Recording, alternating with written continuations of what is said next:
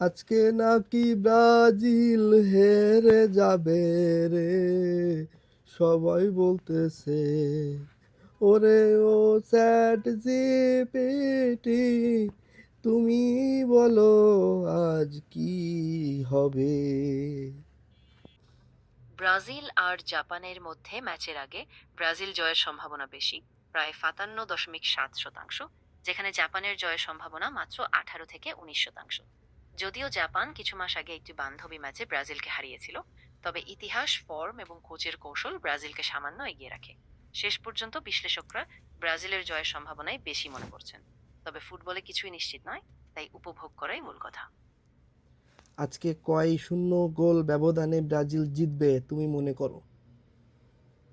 দেখো, ফুটবলের ম্যাচের ফল বলা আসলে কঠিন, কারণ ছোটখাটো ভুল মুহূর্তের খেলা সবই পাল্টে দিতে পারে।